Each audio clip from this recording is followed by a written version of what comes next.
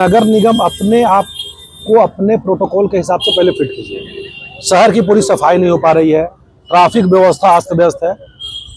और रहा बात फुटकर दुकानदार का, तो ये तो चूंकि डेली कमाने खाने वाले हैं, एक एक लोग ऐसे हैं जो अगर एक दिन का नहीं कमाते दूसरा दिन को परिवार चलाना मुश्किल हो जाता है।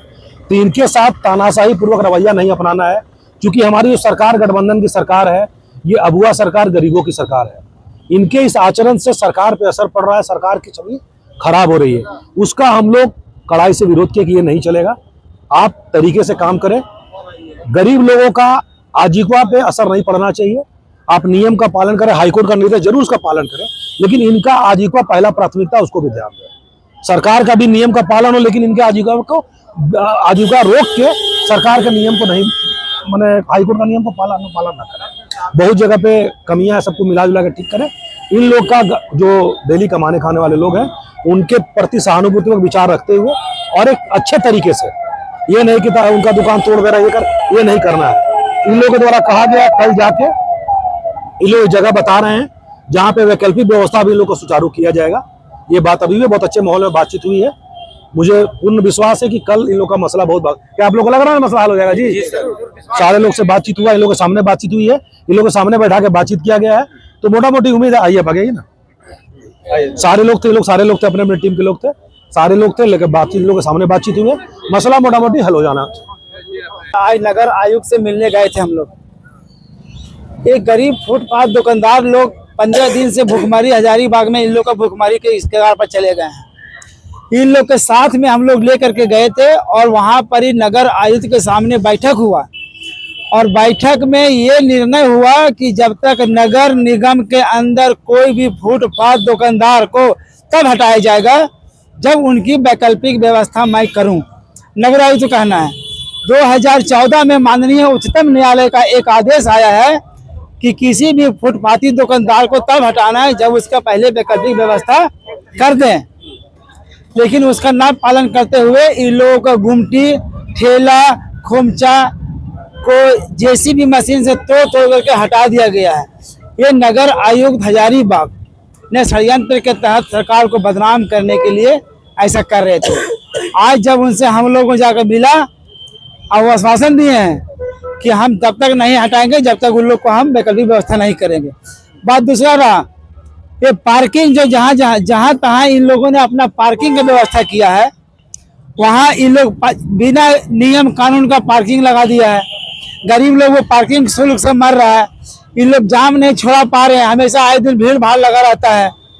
तीसरा है कि नगर आयुक्त इतना यहाँ शादी घर बना हुआ है, कितना नियम कानून से बना हुआ है? एक भी नियम कानून से नहीं बना हुआ है। 400 कुछ दुकान पहले शेड बना था, टीना का शेड बना है वेल्स ग्राउंड में, जब देख लीजिए अभी टीना का एक भी शेड वहां पर नहीं बना हुआ है। सब एक हवा में सब उड़ गया, इसका पैसा कहाँ गया? मैं हजारीबाग उपायुक्त महोदय से मांग करता हूं कि हजारीबाग जिला में DMFT फंड से जो पैसा है फुटपाथ दुकानदार लोगों के लिए मार्केट कॉम्प्लेक्स बना करके इन लोग को दे, ताकि इन लोग का बाल बच्चा, गरीब का बाल बच्चा, उससे इन लोग जीविकापार्जन कर सके। ऐसा नहीं होने से निश्चित तौर पर ये सभी भुखमरी के कगार पर चले जाएंगे और इसमें हम लोगों की बदनामी होगी।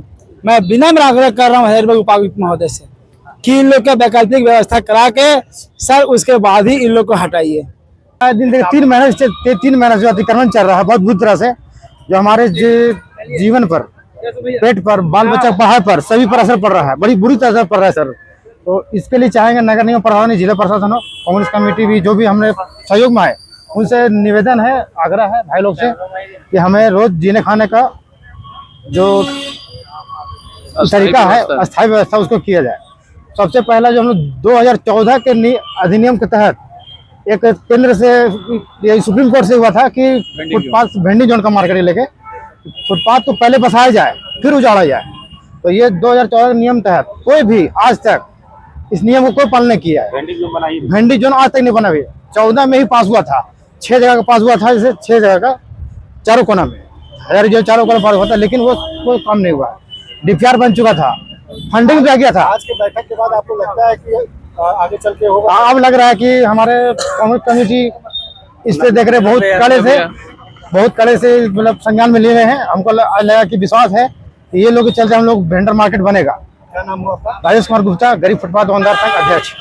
आज हमारे कांग्रेस के प्रतिनिधि मंडल नगर आयुक्त महोदय से मिले हम लोग, और हम लोगों के पास आया था मामला फुटपाथ विक्रेता का। और लगातार अभी देखा जा रहा है कि फुटपाथ विक्रेताओं को नगर निगम की टीम आती है और अपने जगह से बिना पूर्व नोटिस के हटा दी जाती है। मेरा कहना, हमारे नगर आयुक्त से बातें हुई कि जो भी आप फुटपाथ विक्रेता को आप हटा रहे हैं, तो पहले 2014 में हाईकोर्ट का ये आदेश था कि पहले फुटपाथ विक्रेताओं को आप एक अस्थायी जगह दें। पहले उन्हें रोजगार का, जहां उनका रोजगार चल रहा है, अगर उससे आप वहां से हटा रहे हैं तो उसे दूसरी जगह रोजगार का जगह दें, उसके बाद आप फुटपाथ विक्रेताओं को वहां से हटाएं।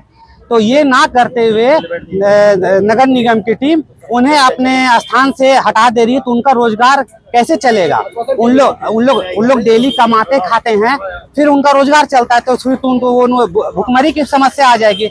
आश्वासन ये मिला कि पहले हम लोग, जैसे एक केशव हॉल है, वहां पर कल फुटपाथ विक्रेताओं को ले जाकर दिखाया जाएगा वो जगह, और वहां दोनों को मिलकर बात की जाएगी।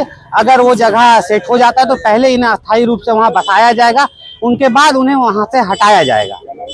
जी, मेरा नाम मोहम्मद वारिस हुआ, मैं कांग्रेस से हूँ, पूर्व में जिला सचिव रहा हूँ।